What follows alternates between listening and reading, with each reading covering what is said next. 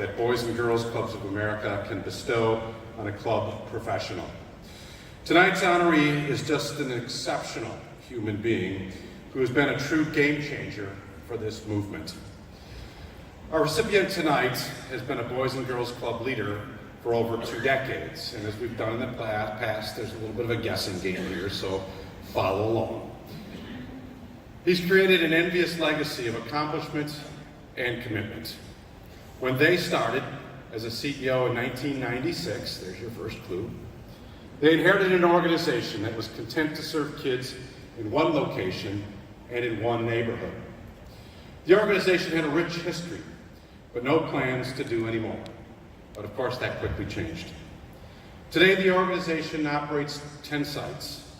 He, there's your second clue, has been able to create partnerships with schools, professional sports teams, hospitals, universities, and the greater business community in the metropolitan area.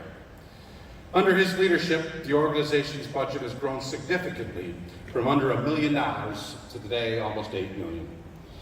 This has included 2 major comprehensive campaigns, there's another hint, and for example, creating 2 new sites at local high schools, serving over 8,000 youth in state-of-the-art facilities to improve high school graduation.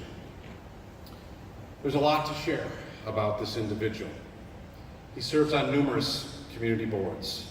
He serves as an advisor to the government, including the Mayor's Commission on Youth and Families. He's a loving husband. He's a role model to his 3 children, Jessica, Evan, and Stacy, who have found their own professional success as a doctor, lawyer, and business leader. This leader has helped people recognize the challenges facing young people in the community and the urgent call for action. One glaring example of that urgency made national news.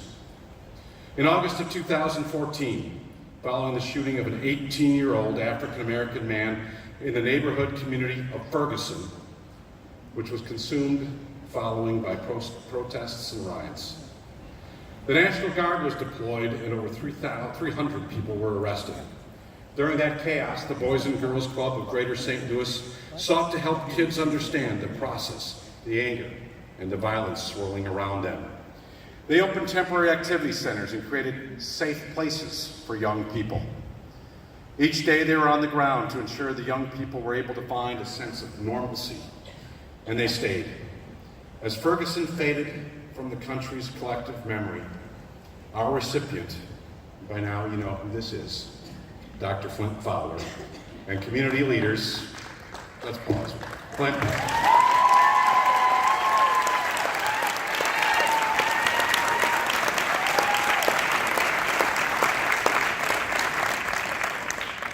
Flint and community leaders knew that one of the ways to build a better community was to build a permanent Boys and Girls Club. The organization is in the final stages of raising $25 million that will help build a state-of-the-art teen center of excellence in Ferguson. He's a mentor to those in St. Louis and across the country. He leads by example and by building strong relationships rooted in trust, purpose, and passion.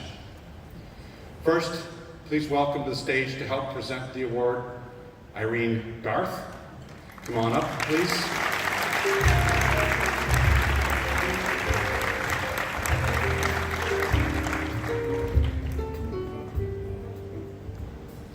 And please welcome to the stage, along with his wife June, the 2019 recipient of the Thomas G. Garth Character and Courage Award, Dr. Flint Fowler. Come on up.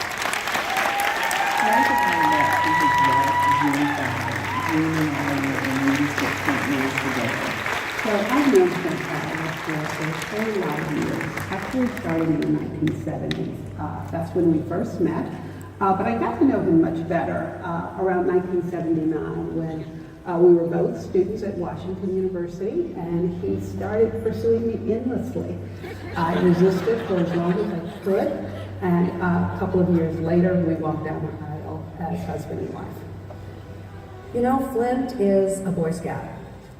He's always prepared, he's always responsible, he is unfailingly respectful and courteous, treats everybody the same, gets the job done, always shows up, and he just, that's who he is.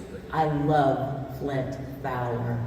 He is honest, upright, and loyal. As a friend, you couldn't ask for a better person. Dr. Fowler is a visionary. He is the most patient and giving person I know. He is a mentor to people without even trying. Dr. Fowler's passion and love for the youth of St. Louis has driven many, many successful youth to become everything that they possibly can be and to gain the guidance and love that this center has been able to give to them forever. Without Dr.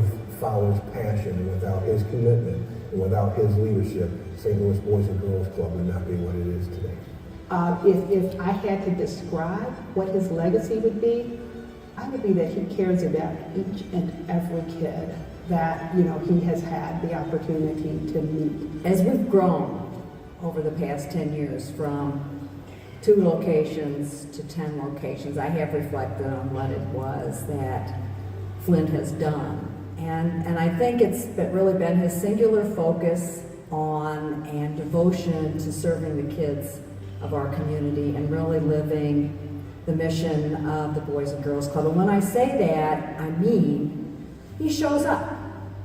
He's there for every club event with the kids, he's there for the board committees, he's there civically engaged with the United Way, with our corporate donors.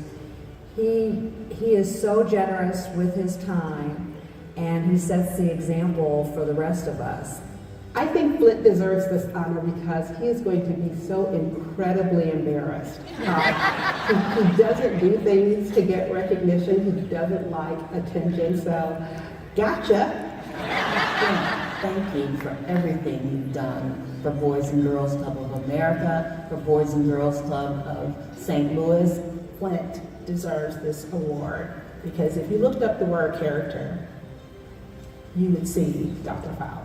Congratulations on this award that is so well deserved. Flint, congratulations for receiving this award from the Boys and Girls Club of America. Other than your golf game, we have never ever had any problems with any of your leadership divisions. We pray that your success tonight continues for the many years ahead. So proud of you, so proud of the man that you are, the man you've become, the man that you have been to me and to our daughters and to our son. We thank you for that, and I am so appreciative that I get to say this to a room full of people that I love you, and I'm so glad I said yes in 1981.